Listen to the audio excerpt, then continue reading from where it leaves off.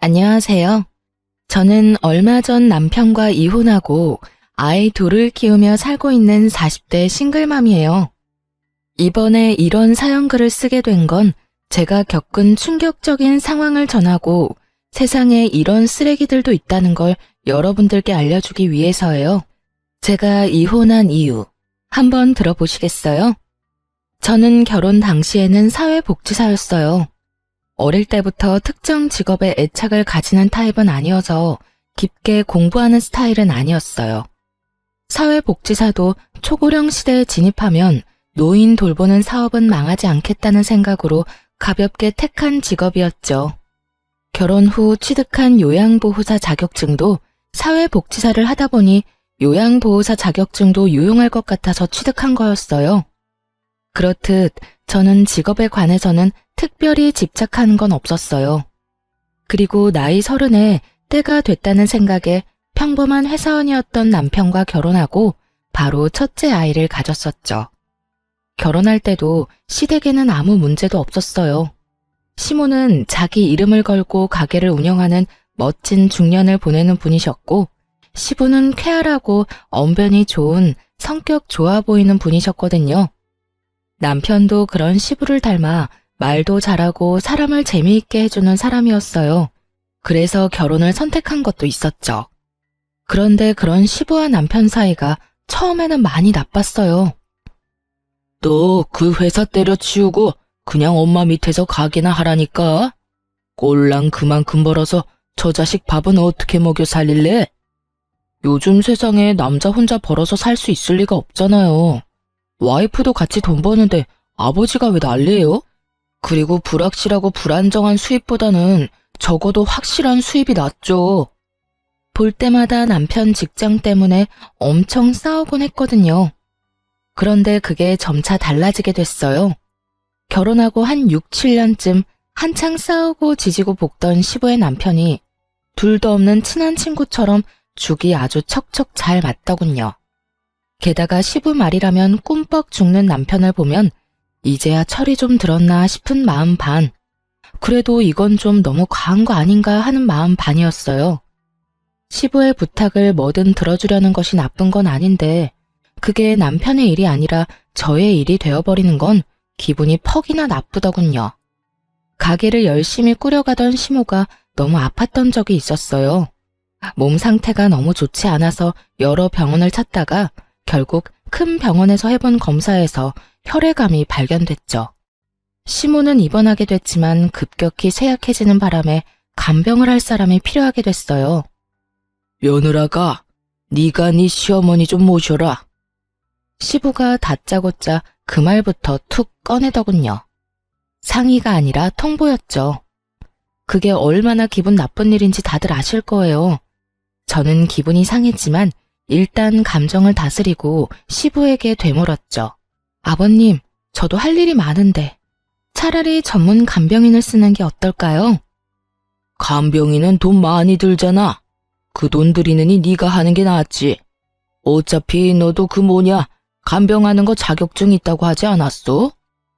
요양보호사 자격증은 있지만 저는 따로 직장이 있잖아요. 지금 일하면서 살림하며 애 보는 것도 힘든데 이 상황에 어머님까지 모시면 너무 힘들어서 아무것도 제대로 못해요. 돈이 많이 든다는 이유로 간병인을 안 쓰겠다는 말에 기도 안 찼죠. 그럼 저는 무보수로 부려먹어도 되는 노동력인가요? 솔직히 남편이 돈이나 많이 벌어왔으면 저도 이런 고민할 거 없이 일 그만두고 시모 케어하러 갔겠죠.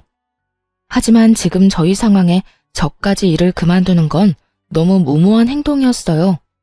그래서 저는 멀뚱하게 서 있는 남편에게 계속 눈치를 주고 있었어요. 그런데 남편이 뜬금없이 저한테 그런 말을 하더라고요. 여보, 모르는 사람한테 우리 엄마 맡기느니 그냥 당신이 봐주면 안 돼?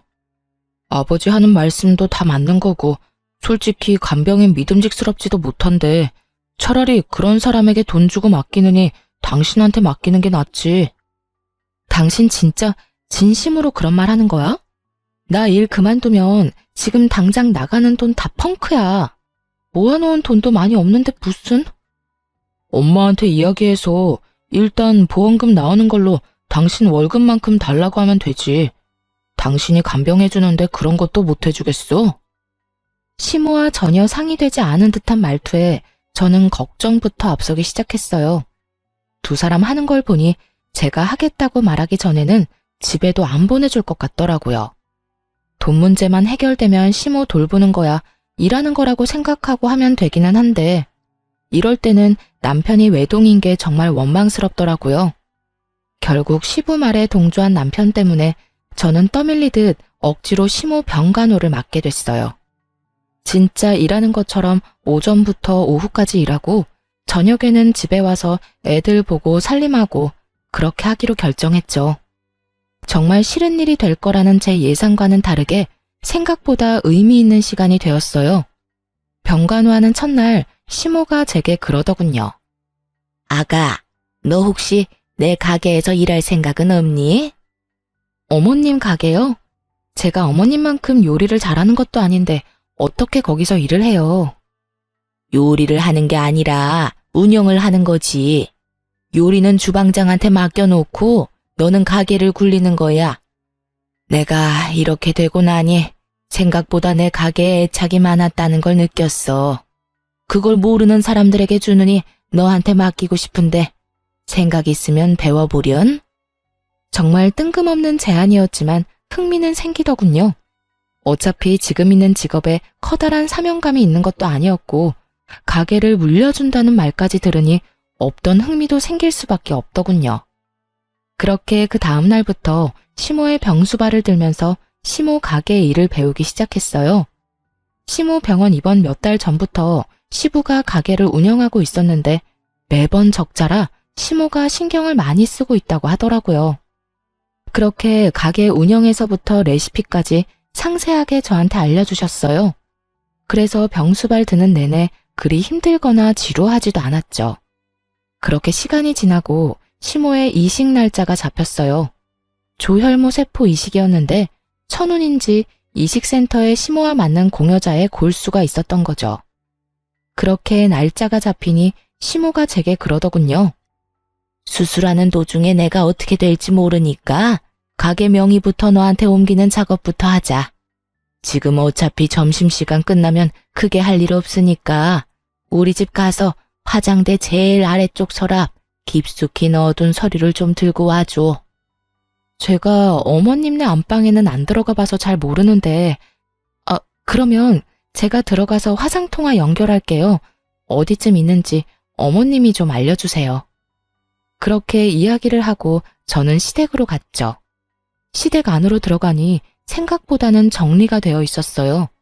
시부 혼자 있으니 어지러워져 있을 거라 생각했는데 예상외로 깔끔해서 시부 성격이 깔끔한가 보다 했죠. 그렇게 안방에 들어가서 화상통화를 연결했죠.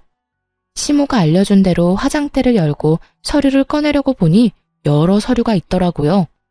영상통화로는 질이 좋지 않아 제대로 찍히지 않아서 제가 전화를 끊고 서류를 전부 화장대에 올려놓은 채 하나씩 찍어 시모에게 보냈어요. 그런데 시모가 다시 전화가 왔더라고요. 예, 잠깐만 그 화장대 위에 있는 화장품 사진 좀 찍어서 보내줄래? 네, 잠시만요. 저는 화장대에 있는 색조 화장품과 기초 화장품을 모두 찍어 시모에게 전송했어요. 시모가 그걸 본 것인지 저한테 그러더군요. 그거 내가 쓰는 립스틱이 아닌데 혹시 네 거니? 순간 가슴이 철렁 내려앉았어요. 시모가 모르는 립스틱이 화장대에 있다는 사실이 무엇을 말하는 건지 바로 감이 왔거든요. 제 거 아니에요. 어머님 거 정말 아니에요? 물어보기도 죄송스러웠어요. 아픈 와중에 시부의 외도와 관련된 물건을 목격하게 될 줄은 꿈에도 상상 못 하셨을 테니까요. 시모가 잠시 아무 말 없더니 저한테 한 가지 부탁을 하더군요. 얘야, 내가 이런 부탁까지 해서 정말 미안하구나. 혹시 너희 시아버지 외도 증거 좀 가져올 수 있겠어? 립스틱이라도 가져오면. 어머님, 외도 증거가 필요하시면 제가 안방에 녹음기 설치할게요. 어떤 쥐새끼 같은 여자가 여기 왔다 갔다 하는 모양이니 몰래 숨겨놓고 나중에 찾으러 오면 둘이서 무슨 이야기 했는지 알 수 있겠죠. 제 말에 시모가 그렇게 해달라고 말하고는 전화를 끊었어요. 저는 그 길로 소형 녹음기를 샀어요. 연필형으로 된 걸로 용량도 짱짱하고 오랫동안 녹음이 가능한 걸로 가져와 시부가 일하러 간 틈에 안방 침대 머리 쪽 살짝 아래에 절대 보이지 않도록 조심히 붙여놨어요. 그리고 녹음을 눌러놓고 병원으로 돌아왔죠. 병원으로 오니 시모 표정이 좋지 않았어요. 화가 안 나면 이상한 거죠. 그렇게 하루가 지나고 나서 드디어 그들이 대화를 나눈 것이 녹음이 됐어요. 그 녹음 내용을 듣고 저는 차마 시모에게 들려주기가 너무 힘들었어요. 두 사람의 대화 내용은 정말 충격적이었거든요. 자기, 오늘 병원 안 가봐도 돼? 와이프 수술 날짜 잡혔다며. 근데 안 가봐도 돼. 수술 날짜 전날 가면 되지. 내가 가게 일 때문에 바쁘다고 하면 지가 뭐라고 할 거야? 그리고 그것 때문에 며느리 거기다 붙여놨잖아. 그러니까 괜찮아. 당신이랑 같이 있는 시간이 더 소중하지. 정말 내가 더 소중한 거 맞아? 그런데 왜 그 여자랑 이혼을 안 해? 얼른 이혼하고 한몫 떼어준다며. 내가 가만히 생각해보니까 이혼하는 것보다는 와이프 죽는 거 기다리는 게 더 낫겠더라고. 그 여자 골골대는 거 보니 심상치 않아. 진짜 곧 죽는데도 믿을 수 있을 만큼 몸이 약해졌다니까. 그 여자 죽으면 그 유산이 다 어디로 가겠어? 바로 나랑 내 아들한테 오는 거지. 그걸로 떵떵거리며 살고 너도 내 여자로 남들한테 소개도 할 수 있고 일석이조잖아. 이걸 시모에게 들려줘도 되나 싶은 생각이 들었죠. 그렇지만 숨긴다 한들 이미 시모가 없는 집에 다른 여자의 립스틱이 놓인 걸 봐버렸으니 혹여나 그걸로 스트레스 받느니 받아들이고 정리할 시간을 주는 게 낫다고 생각했어요. 제가 그 녹음기를 시모에게 들려주자 시모 얼굴이 급속도로 일그러지더군요. 화가 안 나면 이상한 거죠. 이 정신 나간 것들이 아픈 환자를 두고 고사를 지내? 죽으라고? 어림도 없지. 내가 혼자 죽을 것 같아. 두 연놈들 바지가랑이라도 붙잡아서 똑같이 죽고 싶도록 만들어줄 거야. 시모가 그렇게 말하고 처음으로 한 일은 뜬금없는 가게 명의 이전이었어요.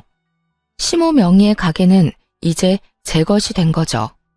가게는 2층짜리 건물의 1층에 있었는데 2층에는 시부모가 살고 있었어요. 그 건물은 시모 소유의 건물이었고요.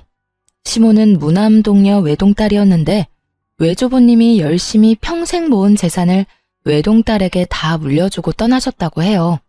그걸 시모가 두 손에 꽉 쥐고 있었고요.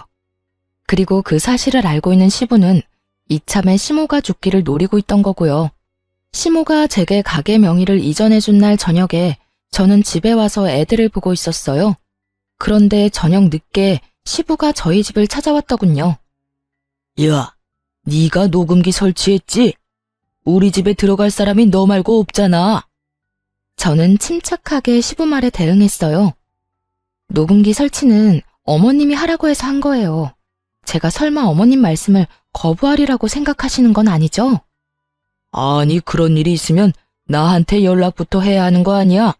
인간적으로 어떻게 말도 없이 녹음을 할 수가 있냐고. 그리고 그걸 왜 와이프한테 갖다 준 거야? 이거 다 사생활 침해인 거 몰라? 집주인의 허락받고 들어간 건 사생활 침해 아니고요. 어머님이 화장대에 놓인 상간녀 립스틱 보고 외도 정황 발견하신 거고요. 그걸 저한테 증거 찾아오라고 하셨거든요. 전 어머님 부탁 들어준 죄밖에 없는걸요. 그리고 애초에 어머님한테 들킨다는 생각은 전혀 해본 적 없으세요? 아버님이 저한테 와서 이렇게 화내실 건 아니죠. 그거야말로 누워서 자기 얼굴에 침 뱉는 거랑 다른 게 없는데 외도를 하신 것도 잘못을 하신 것도 전부 아버님이고 저는 어머님 말씀 다 들어드린 죄밖에 없으니 저한테 뭐라 하지 마시고 어머님한테 직접 이야기하세요. 또 가게 하나 받았다고 지금 기세등등한가 본데 그게 언제까지 갈 줄 알고 나한테 뻣뻣하게 굴어? 내가 시어머니 잘 돌보랬지 언제 스파이짓 하라고 했냐? 어? 가만 보니 스파이짓 해주고 가게 받았구만. 맞지? 어머님이 그 립스틱 발견하기 전에 시댁에 가서 가져오라는 게 등기부등본이었거든요. 그것 때문에 집에 들어갔다가 립스틱 발견한 거고요. 그리고 애초에 어머님 수발 들도록 시킨 것도 아버님이시잖아요. 그리고 가게 때문에 기세등등한 것도 아니고요. 아버님이 잘못했는데 여기 와서 화풀이 하시니 제가 드리는 말씀이잖아요. 제발 애먼데 성질 부리지 마세요. 시부가 씩씩대며 뭐라 하고 싶은 모양이었지만 그걸로 화내봤자 자기만 나쁜 놈인 거잖아요. 그러니까 왜 외도를 해서 이런 일을 만드냐고요. 결국 한마디도 짓지 않는 저를 보며 진절머리가 난다는 듯 고개를 절레절레 흔들고는 나가면서 그러더군요. 너 언제까지 그렇게 기세등등한지 내가 지켜본다. 내가 말하는데 너 조만간 그 얼굴 다 벗겨질 거야. 네 주위에 무슨 일이 벌어지고 있는지도 모르는가 본데 너야말로 큰 코 다칠 거라고. 그때가 돼서도 그렇게 당당할 수 있는지 보자. 씩씩대며 그 말을 던져놓고 나가더군요. 그게 무슨 의미인지도 몰랐지만 일단 시부가 떠났다는 것만으로도 안도했어요. 그런데 그날 저녁 남편이 야근 때문에 뒤늦게 들어와서는 다짜고짜 저한테 화를 내더군요. 당신 왜 엄마랑 아빠 사이에 껴서 이런 일을 벌여? 지금 당신이 나한테 화를 낼 상황이야? 나를 위로해줘야지. 무슨 일인지 나한테 물어보고 내가 얼마나 놀랐는지 자기는 알고 지금 나한테 화내는 거야? 대충 아버지한테 들었어. 그러게 왜 중간에서 그런 일을 했냐고. 난 어머님이 시키는 대로 했을 뿐이야. 어머님이 이미 외도 정황 발견했고 그걸 확인하고 싶어 하는데 그러면 어떡해? 당신 같으면 어머님 앞에서 그냥 덮어놓고 사시죠 하고 말할 수 있겠어? 남이면 그럴 수 있지. 그런데 며느리 자식이 그런 말하면 어머님 심정이 어떻겠냐고. 몸 성한 사람도 분노를 주체하지 못할 일을 아픈 분이 겪고 있잖아. 그럼 내가 시키는 대로라도 해야 할 거 아니야. 그러면 최소한 아버지한테 물어는 봤어야지. 두 분 사이 틀어놓는 게 네 일은 아니잖아. 관계는 이미 아버님이 바람 피울 때부터 틀어진 거 아니야? 당신 근데 묘하게 아버님 편만 드네? 아무리 아버님이랑 친해도 이건 좀 아닌 거 아니야? 당신 어머님이야. 내 어머니가 아닌데도 나는 이렇게 화가 나는데 어떻게 당신은 그렇게 냉정해? 그럼 그 상황에서 내가 어머님을 속였어야 했어? 진짜 그게 맞는 일이냐고. 아니, 내 말은 그냥 끼어들지 말았어야 했다는 거지. 그런 일 있으면 나한테 이야기를 하던가. 그때는 그런 생각이 안 들었는데 지금은 당신한테 말 안 한 게 다행이라는 생각이 드네. 당신한테 말했으면 아버님한테 다 이야기했을 거 아니야. 그러면 아버님 외도 증거 사라지고 어머님만 억울했겠지. 너는 그 녹음기에 무슨 내용이 들어있는지 듣기는 했어? 얼마나 더럽고 천박한 이야기들이 들어있었는데. 들었어, 다 들었어. 근데 그게 뭐? 그렇게 된 것도 아니고 그냥 계획인 거잖아. 터무니없는 현실성 없는 계획. 그거 가지고 사람 몰아가는 건 아니지. 순간 남편의 그 말에 수상함을 느꼈어요. 왜 이렇게 시부 편을 드는 거지? 기분이 묘하게 이상했어요. 그리고 가게 명의 변경한 거 그것도 아버지한테 돌려줘. 당신이 가질 게 아니잖아. 그 가게 명의가 어머님이야. 어머님이 나한테 주신 거고. 병수발 들러간 첫날에 나한테 그 가게 주고 싶으니 가게 일 배우라고 하셨거든? 당신 진짜 점점 이상해. 왜 그렇게 아버님 편만 들어? 왜? 너도 남자라서 바람 피운 남자의 마음이 이해가 가? 제가 그렇게 추궁하자 남편이 눈에 띄게 당황하더니 갑자기 옷방으로 들어가 버리더군요. 그런 거 아니야. 그냥 아버지한테 말 전해 들으니 상황이 딱해 보여서 그렇지. 그런 거 아니라고. 너무너무 수상한 남편 모습에 결국 저는 흥신소의 남편 뒷조사를 의뢰했어요. 그리고 남편이 좀 더 자유롭게 무슨 일이든 저지르기 쉽게 만들어줬어요. 아이들을 친정에 맡기고 저는 시모 병원에서 당분간 지내겠다고 말했죠. 시부가 다시 찾아올까봐 무서우니 시모 곁에 있겠다고요. 그랬더니 남편은 별말 없더군요.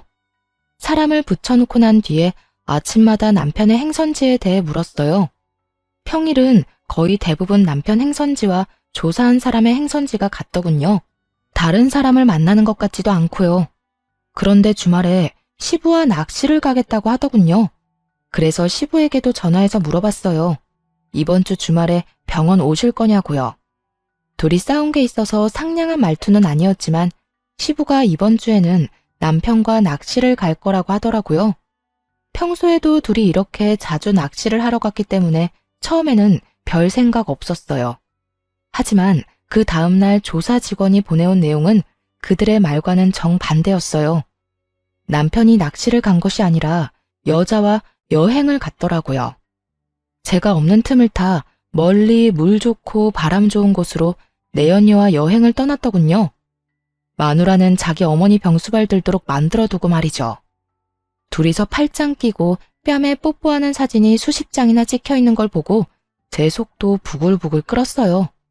알고 보니 시부도 그날 상간녀를 만난 모양이더라고요. 서로가 서로의 외도를 숨겨주고 있었던 거죠. 그렇게 서로의 마누라를 속이고 부자가 똑같이 상간녀와 놀아났다고 생각하니 머리 끝까지 화가 났어요. 저는 참지 못하고 시모에게 달려가 울었어요. 왜 그러니? 왜 이렇게 울어? 무슨 일이 있었어? 시모의 목소리를 들으니 눈물이 왈칵 더 나오더군요. 한참 흐느끼던 저를 토닥이던 시모에게 제가 하소연하듯 말했죠. 어머님, 어쩜 좋아요? 그 사람도 바람 피는 것 같아요. 제 말에 시모의 토닥거림이 멈췄어요. 제가 고개를 들어 시모를 보니 시모 표정이 울상이 되어 있더군요. 이게 대체 다 무슨 일이니? 넌 그걸 어떻게 알았어? 얼마 전에 아버님이 오셔서 저한테 화내신 적이 있거든요. 그런데 남편이 아버님한테 무슨 이야기를 들었는지 아버님 편들면서 저한테 화를 내더라고요. 제가 거기에 끼이면 안 됐었다면서 저를 탓하더라고요. 그러면서 가게 명의도 아버님한테 돌려주라고. 주말에 아버님이랑 낚시를 간다고 했어요. 아버님도 남편이랑 낚시 간다고 했고요. 그런데 알고 보니까 두 사람이 만나지도 않았고 서로 각자 내연녀를 만나고 있더라고요. 두 사람이 어머님이랑 저를 둘 다 속이고 있었어요. 어머님한테는 죄송한 말이지만 정말로 이혼하고 싶어요. 그 사람이랑 같이 살맛대고 살고 싶지가 않아요. 시모가 다 이해한다는 듯 제 어깨를 두드려주더군요. 나와 너를 여기에 처박아 두고 자기들끼리 아주 신이 났구나. 부전자전이라더니. 그런 못된 것만 배워 처먹어서 마누라 힘들게 하는 자식놈이나 자식놈한테 가르쳐줄 게 계집질밖에 없던 멍청한 남편놈이나 내 인생의 실패작이나 다름없어. 어머님은 어떡하실 거예요? 나도 그놈과 이혼할 거야. 감히 내 재산을 두고 상간녀랑 그런 대화를 한 놈을 내가 용서할 리가 없잖니. 다만 지금이 아닌 거지. 그렇게 시모와 이야기를 나누고 병원에서 나오는데 병원 입구 쪽에서 시부가 기다리고 있더군요. 이야기 좀 하자. 저는 드릴 말씀이 없는데요. 내가 할 말이 있어. 너, 네 남편 바람 피는 건 알고 있어? 그거 알고도 지금 이렇게 유유자적한 거야? 우리 아들, 너 안중에도 없어. 그 여자랑 벌써 몇 년째 만나고 있는 것도 내가 잘 알지. 그걸 알고 있으면서 숨겨줬다는 건가요? 저도 이미 다 아는 사실이에요. 아버님이 말 안 해줘도 제가 다 조사했거든요. 서로 주고받은 게 많던데요. 그래, 나도 너 싫어. 그러니까 이혼이나 할 준비해. 그리고 네가 가져간 가게는 우리가 다시 가져올 거야. 알아들어? 우리가 누군지는 모르겠지만 전 주인은 어머님이시고요. 유책 배우자이자 내연녀가 있는 남편에게는 아주 불리한 싸움이 될 거예요. 제가 원하던 거였는데 남편도 원한다니 다행이네요. 말 한마디 안 지지? 너 앞으로도 그럴 수 있나 두고 보자. 그리고 앞으로 여기 오지 마. 네가 와이프한테 쓸데없는 바람 불어넣는 거 안다. 그 사람 성격에 나랑 이혼하는 거 죽어도 못해. 근데 네가 옆에서 살랑살랑 꼬드기면 그 여자 마음이 약해서 넘어갈 수도 있지 않겠어? 그러니까 앞으로 여기 올 신도 하지 마. 마음대로 생각하시고 마음대로 행동하세요. 저도 마음대로 할 거니까요. 아버님은 보호자이기도 한데 방관자이기도 했잖아요. 그리고 아직까지 저는 이혼을 안 했으니 가족은 맞고요. 어머님이 원하시면 계속 올 수밖에 없어요. 넌 뭐가 그렇게 떳떳해? 너 지금 가게 하나 가졌다고 지금 이렇게 나오는 거야? 나 이래봬도 아직은 네 시아버지야. 그러니까 저도 존중해드리려고 존댓말 쓰고 있잖아요. 왜요? 이제 와서 제가 어머님한테 가게 하나 받으니까 다른 재산도 뺏길까봐 걱정되세요? 그러면 애초에 바람을 피우지를 말았어야죠. 도대체 잘못한 사람이 누군데 왜 저한테 성질인데요? 저도 피해자거든요? 지나가는 사람 붙잡고 물어봐요. 누가 과연 떳떳해야 하는 건지. 제가 떳떳한 이유는 제게 잘못이 없기 때문이고, 아버님이 저를 보며 못마땅한 이유는 제가 바른 말만 하기 때문이겠죠. 그렇게 시부에게 일침을 놓고 돌아섰어요. 시부와 싸워봤자 아무것도 해결되는 것도 없으니까요. 그런데 돌아오는 길에 너무 화가 나는 거예요. 제가 왜 이런 취급을 받고 있나 싶고, 왜 저딴 인간이 나한테 그런 소리 하는 거 참아야 하나 싶고. 그래서 남편을 불러냈어요. 아무것도 모르는지 남편 놈은 태연스레 제가 말한 곳으로 오더군요. 갑자기 왜 밖으로 불러내? 집에서 이야기하면 되잖아. 귀찮다는 듯 말하는 남편 놈을 보며 저는 남편을 째려보며 말했죠. 집에 도착할 때까지 참을 수 없었거든.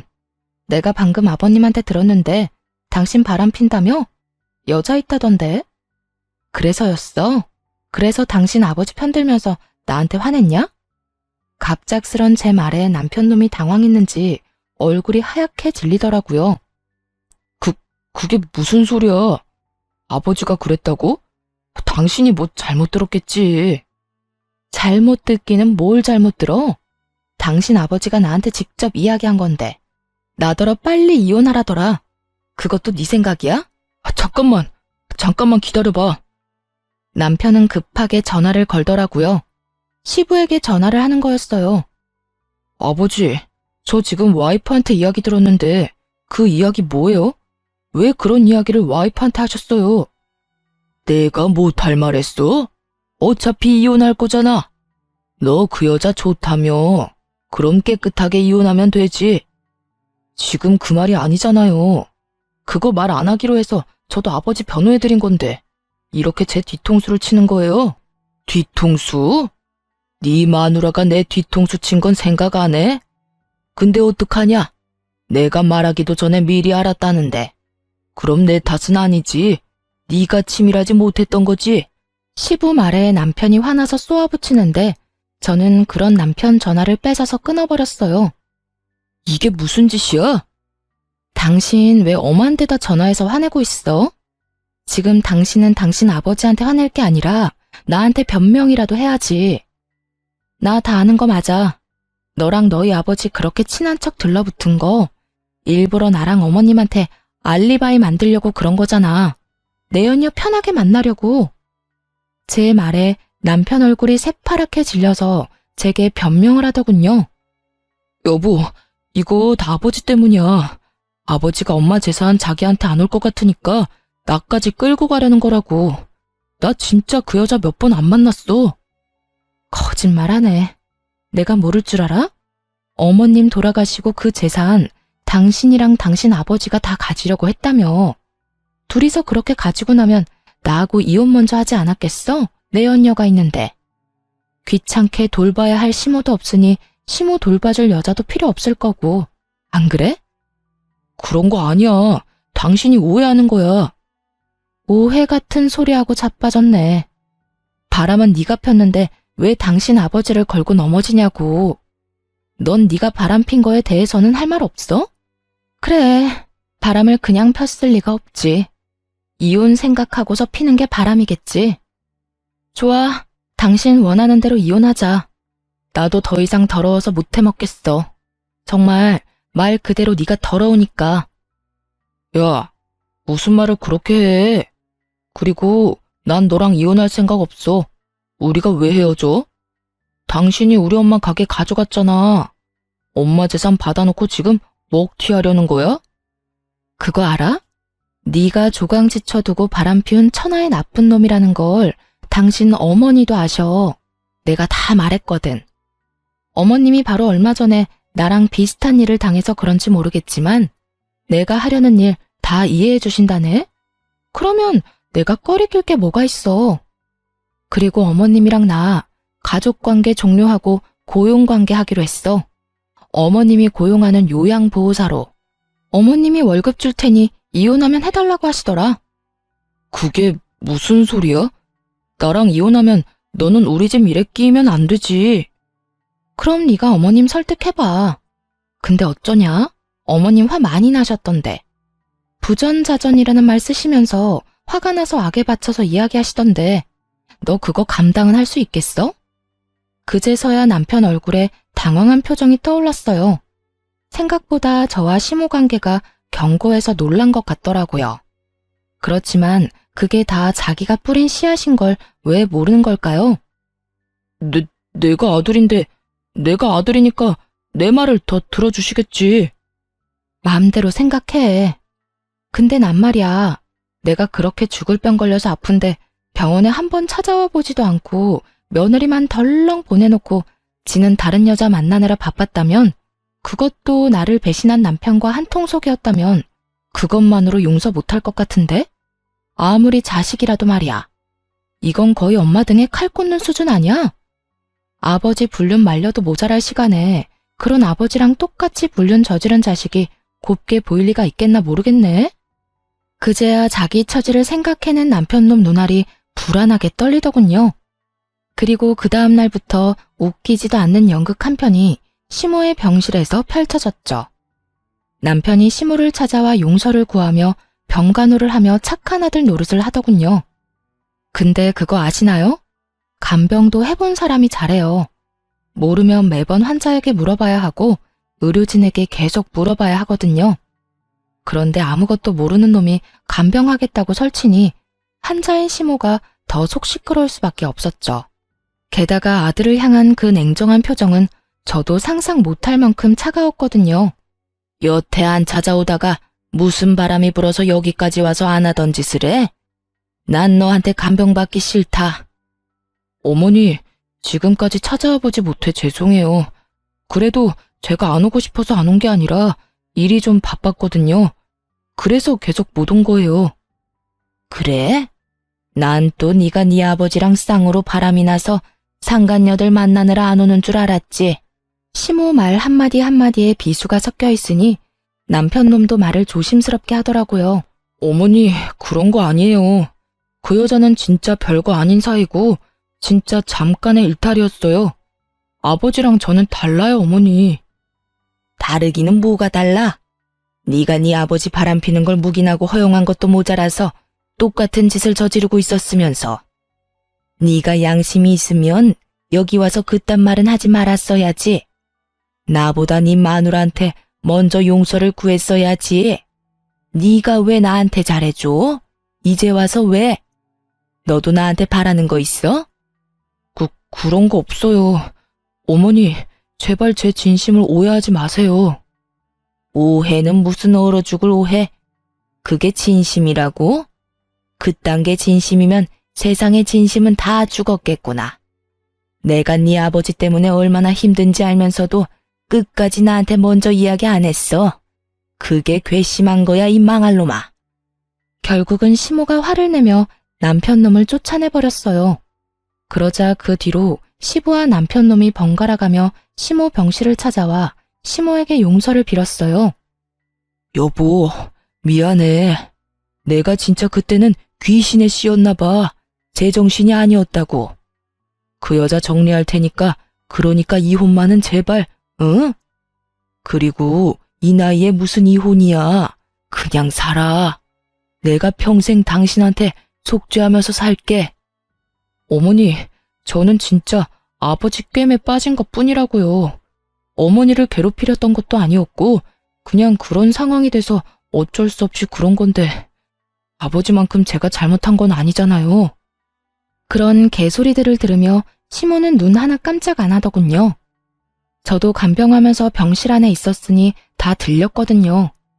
그리고 저는 시모 덕분에 이혼 절차를 밟을 수 있었어요. 저희 신혼집은 시모 명의였고 남편과 제 사이에 모아둔 돈도 많이 없었으니 재산 분할할 것도 그리 많지 않았죠. 하지만 남편 놈은 유책 배우자가 돼서 저에게 엄청난 위자료를 줘야 했어요. 그리고 상간녀 소송도 역시 같이 진행했죠. 바람을 핀 건 두 연놈이니까요. 상대방이 몰랐으면 또 모를까 알면서 사귀고 있는 게 분명했거든요. 그 상간녀가 남편 직장 동료였으니까요. 직장 동료들 다 불러서 결혼까지 했는데 남편이 결혼했다는 걸 모를 수가 없었으니 그 여자도 벌을 받는 게 당연하죠. 그런데 시모가 조용히 저를 불러서 이야기하더군요. 너 이혼할 때 애들 양육권이랑 친권은 무조건 가져와. 물론 가져올 생각이었고 가져왔지만 시모가 무슨 생각으로 가져가라는 말을 한지는 몰랐어요. 그런데 이혼이 법적으로 결정되고 나서야 저는 시모의 의도를 알게 됐어요. 시모가 이혼을 확인하자마자 본인의 재산을 손주들에게 증여를 해줬거든요. 가게가 있던 2층짜리 건물이랑 저희 신혼집이요. 그리고 평소처럼 용서를 빌려온 남편과 시부에게 시모가 말해줬어요. 내 가게, 건물, 그리고 너희 신혼집, 내 손주들 앞으로 증여했어. 너희처럼 여자 눈에 눈물 흘리도록 만든 놈들한테 내가 물려받은 거 단 하나도 줄 생각 없어. 여보, 도대체 왜 그런 짓을 했어? 지금 친권이 누구한테 가 있는데? 당신 재산 저 며느리가 함부로 쓰기라도 하면 어쩔 거야? 함부로 써? 당신한테 맡겼으면 순식간에 사라졌겠지. 나 죽으라고 고사도 지내는 판에 그 부동산 돈으로 바꿔서 다른 여자 먹이고 재우고 입히는데 열심히 썼겠지. 그 꼴 보느니 손주들한테 주는 게 낫지. 억울한 표정의 시부에게 시모가 윽박질렀어요. 그런데 묘하게 남편 놈은 조용하더군요. 지금 이 상황에 그나마 시부보다는 유리한 게 남편 입장이었잖아요. 시모가 죽으면 유산이 자기한테로 올 가능성이 높아졌으니 긁어 부스럼 만들고 싶지 않은지 숨도 안 쉬고 조용히 있더라고요. 그런 남편놈에게 저도 선물 하나 던져줬어요. 남편 상간녀가 남편이랑 같은 직장이니 찾아가서 친절하게 어떻게 된 과정인지 다 알려줬거든요. 저희 이혼하고 이미 남남됐으니까 알려줄게요. 저희 신혼집 명의가 시어머니 앞으로 되어 있었거든요. 그런데 이혼하자마자 어머님이 저희 아들들한테 증여를 했어요. 그러니까 그 남자 아무것도 없는 개털이에요. 집에서 곧 나가야 할 거고 위자료도 나한테 줘야 하고 매달 양육비도 보내야 하죠. 아, 그리고 당신도 상간녀 소장 받게 될 거예요. 그러면 나는 그 위자료도 받게 되겠지만 당신은 당신 스스로 돈을 내야 할 거예요. 그 남자 정말 아무것도 없으니까. 그래도 사랑만 있으면 되죠? 잘 만나요. 양육비는 꼬박꼬박 보내고요. 열심히 일해서 제 자식 크는데 돈 붙여줘야 하니까 몸 건강하고요. 거짓말이지? 그 사람 진짜 빈털털이라고? 그럼 난 어떡해. 위자료 대신 내준다고 자기만 믿으라더니 나쁜 놈이? 제 말에 한껏 열받았는지 그 길로 씩씩대며 전화를 걸어대더군요. 그런 상간녀를 두고 돌아왔어요. 결국 그 뒤에 들려온 소식은 두 사람의 이별 소식이었죠. 저는 정말 깔끔하게 이혼에 성공했어요. 이제 남은 건 시모였죠. 시모는 제가 이혼하고 손주들에게 부동산을 증여해주면서 모든 재산을 정리해두고 이혼 소송을 진행했어요. 시부가 죽자 살자 매달렸지만 시모가 들은 채도 하지 않았어요. 그 여자와 만난 것이 하루 이틀 일도 아니었고 거의 5년 가까이 만나며 시모를 기만했으니까요. 게다가 아픈 사람을 두고 바람을 피우면서 심지어 재산을 다 가질 거라는 이야기를 했으니 그에 관한 시모의 분노가 얼마나 컸는지는 상상하지 않아도 알만했어요. 결국 두 사람도 이혼을 했지만 역시나 시부가 유책 배우자가 됐고 나눠야 할 재산 분할은 시모의 증여로 인해 할 것도 거의 없었죠. 시모 명의로 된 것은 현금 자산뿐이었는데 그마저도 병원비와 보험금으로 받은 거라서 건드리지도 못하게 됐거든요. 결국 부자가 똑같이 계집질하다가 이혼당하고 빈털터리로 나앉게 생긴 거죠. 게다가 상간녀까지 떠나가니 지푸라기라도 잡는 심정으로 시어머니 병실만 뺀질나게 드나들더라고요. 어머님은 자기가 오래 살지 못할 거라 생각했는지 마음을 단단히 먹고 시부를 빈털터리로 만들었고요. 그런데 정말 웃긴 건 제 전남편 놈이었어요. 그 자식이 시부가 나가 떨어진 걸 보고 시모에게 찾아와 뭐라고 했는 줄 아세요? 어머니, 이제 하나뿐인 자식인 제가 어머니 잘 모실게요. 이러는 거예요. 그러면서 세상 효자인 척 다 하더군요. 시모가 그런 아들 바라보며 물었죠. 아, 그래? 그럼 잘 모셔라. 내가 해달라는 대로 다 하고 그 정도는 할 수 있지? 네, 당연하죠. 어머니, 저만 믿으세요. 그 꿍꿍이 속을 왜 모를까요? 필시 속으로는 시부가 이혼했으니 만약 이 상태로 시모가 죽으면 자기한테 시모 유산이 다 상속될 거라고 정신 나간 상상하고 있었을 거예요. 그렇지만 그 뒤에 들려온 시모 말에 전 남편 표정이 울상이 됐죠. 그래, 그러니까 내가 미리 알려줄게. 나는 내 재산 다 쓰고 갈 거야. 그리고 다 못 쓴 거 있지? 그건 사회에 기증할 거라고 유언장까지 적어놨어. 내 재산에 관심 있는 사람들이 많고 뒤통수까지 쳐가면서 가져가려는 사람들이 있으니 그런 인간들 배불리지 않으려면 내가 다 걷어가는 게 맞지 않겠니? 어머니, 그런 게 어디 있어요. 제가 자식인데 당연히 저한테 물려주셔야죠. 왜 당연히야? 너 내 재산 불리는데 도움 준 적이 있어?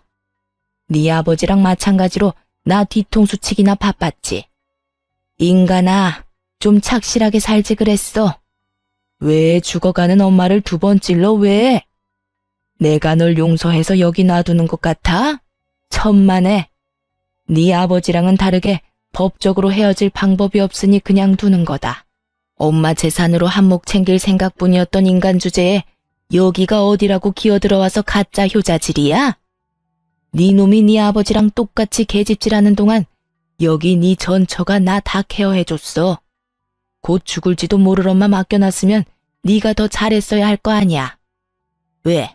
돈만 많고 쓸모없는 엄마 여기 가둬놓고 마누라까지 같이 처박아 놓으니까 잘만 났어? 그렇게 자유롭게 여자 만나니까 좋았어? 넌 네 와이프한테도 잘못했지만 나한테도 잘못한 거야. 내가 미안해서 며느리 앞에 얼굴을 못 든다고. 결국 시모에게 호통을 듣고 혼이 나가버린 전 남편은 병간호를 마치고 돌아가는 절 붙잡고 감히 애들 이야기를 꺼내더군요. 애들 잠깐 보게 해줘. 잠깐이면 돼. 이제 이혼하면 자주 못 만날 텐데 지금이라도, 어? 애들한테 무슨 헛소리 하려고. 나한테 해. 애들 앞에서 할 말 나한테 못할 게 뭐가 있는데? 그런 거 아니니까 잠시만 보게 해줘. 나도 아빠인데 애들 볼 수 있잖아. 갑자기 애들 보고 싶다고 하는 남편을 보며 뭔가 묘하게 이상한 기분이 들었는데 뭐 어쩔 수 없었죠. 애들 아빠니까요. 그렇게 애들을 만나게 해줬는데 애들이랑 셋이서 이야기를 얼마간 하더니 곧 풀이 죽은 얼굴로 밖으로 나오더군요. 전 남편 돌아가고 애들한테 물었어요. 그랬더니 첫째가 말해줬어요. 아빠가 우리한테 예전처럼 엄마 아빠 다 같이 살고 싶지 않냐고 묻던데 우리가 엄마한테 말하면 같이 살 수 있다고. 속으로 열불이 났어요. 이게 하다 안 되니 시모에게 재산 증여받은 아들들에게 나를 회유하라고 요구한 거였어요. 하긴 자기 딴에는 답답했겠죠. 이제 곧 신혼집에서도 떠나야 하니까. 전 남편 완전 개털이었거든요. 그래? 그래서 넌 뭐라고 했는데? 아빠는 엄마 안 좋아하는데 어떻게 같이 사냐고 물었어. 그랬더니 아빠가 엄마 좋아한다고 하길래 그러면 왜 엄마 놔두고 다른 아줌마랑 여행 갔냐고 물었지. 아들 이야기 듣는데 가슴이 미어지더라고요. 어른들의 이기심과 부정함을 이렇게 빨리 알게 된 것에 너무 미안한 마음뿐이었어요. 그랬더니 아빠가 다 실수라고 하면서 우리들 사랑한다고 이야기하더라고. 근데 아빠 우리 사랑한 적 없잖아. 같이 놀아준 적도 없고. 그런데 사랑한다는 말을 어떻게 믿냐고. 그건 그냥 그 아줌마한테 하고 싶은 말 아니냐고 했어. 그런데 아빠가 계속 아니라고 하길래 그냥 바람피는 사람 내 아빠 하면 부끄러울 것 같고 싫을 것 같다고 이야기했어. 전 남편 놈이 상처 입은 꼴로 돌아간 이유가 있긴 하더군요. 애가 이렇게까지 말하는데 아이와의 관계를 회복하는 건 어려운 일일 테니까요. 그 이야기 들으니 속이 시원하기도 하면서 한편으로는 애한테 미안한 마음이 들었어요. 그래도 이미 이혼했고 애한테 내가 더 많은 사랑을 주면 된다는 마음으로 여전히 일하며 애들 키우고 있어요. 전 남편은 집이며 재산이며 여자며 다 잃었고 결국에 시모에게까지 버림받아 월세방 살며 겨우겨우 산다고 하더군요. 번 돈으로 상간녀하고 놀러 다니며 펑펑 쓰느라 여태껏 모아놓은 돈도 없었으니 그야말로 자신이 뿌린 대로 거두고 있는 중인 거죠. 시모는 시부와 이혼 소송 중 이식 수술 받고 지금은 고향에 내려가셨어요. 고향에 있으면서 요양하겠다고 하셨죠. 가끔 애들 데리고 찾아뵈는데 갈수록 건강해지시는 거 보니 스트레스 덜 받아 그런 모양인 것 같더라고요. 아픈 부위가 있다고 그걸 참고 살면 언젠가는 온몸에 그 독이 퍼져 고생만 할 뿐이란 걸 이번에 제대로 알게 됐어요. 썩은 곳은 빨리 도려내야 한다는 걸요. 지금 당장 좀 많이 아플지라도 언젠가 그 상처에는 새살이 돋을 거니까요.